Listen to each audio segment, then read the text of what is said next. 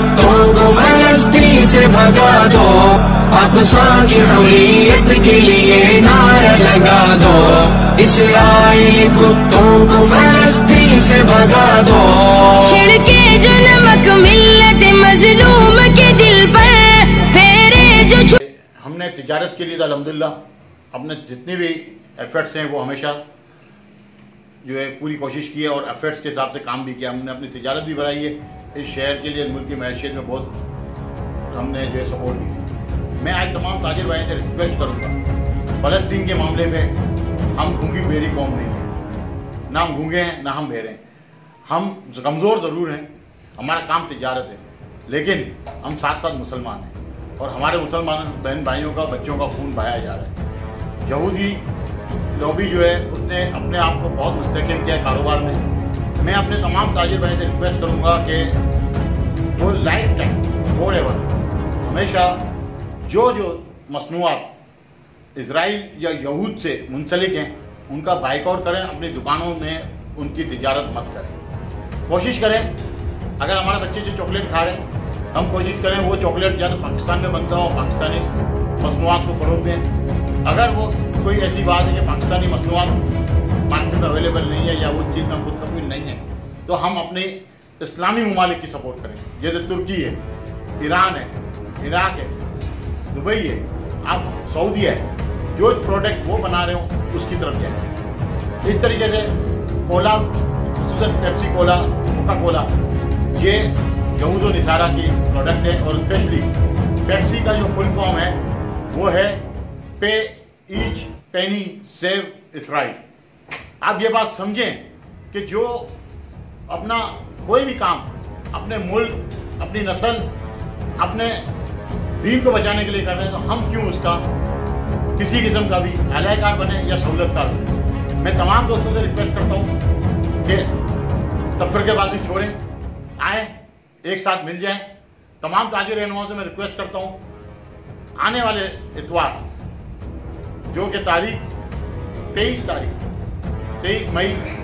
2021 شام 3 بجے ہم ایک احتجاجی پروگرام تشکیل دیا ہے جو کہ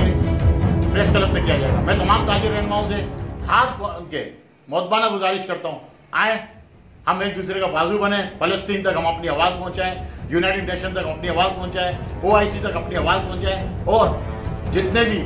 ہمارے سربراہان میں مملکت اسلامیہ ممالک ہیں ان کو دین سے اٹھائیں۔ آج اگر فلسطین نہیں بچا تو یاد رکھیے گا کل ہمارا گھر بھی نہیں بچے گا،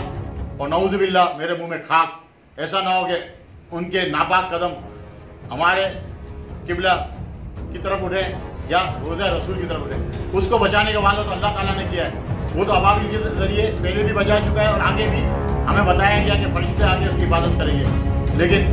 اگر ہم اعلی کار اور سہولت کار بن گئے تو ہم اپنے اللہ اور رسول کو کیا منہ دکھائیں گے۔ قبلہ اول کو بچانا اولین فریضہ ہے،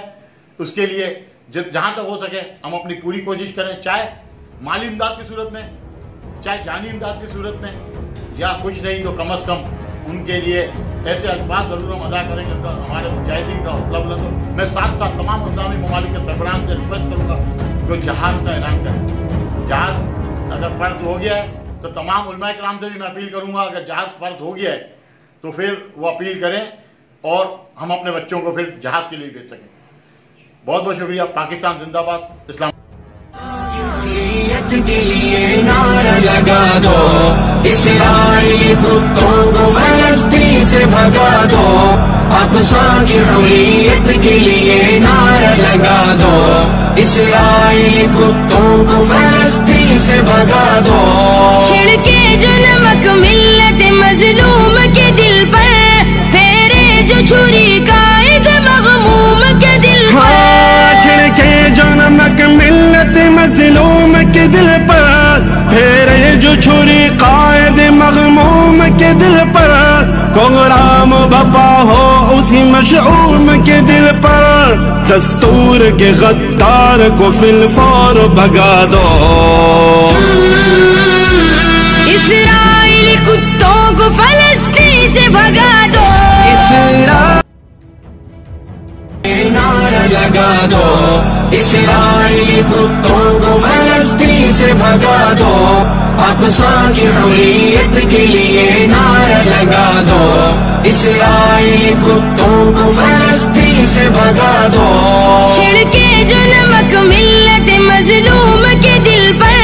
پھیرے جو چھری قائد مغموم کے دل پر چھڑکے جو نمک ملت مظلوم کے دل پر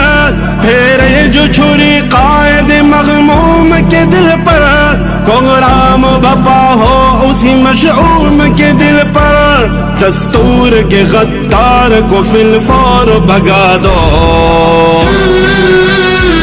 اسرائیلی کتوں کو فلسطین سے بھگا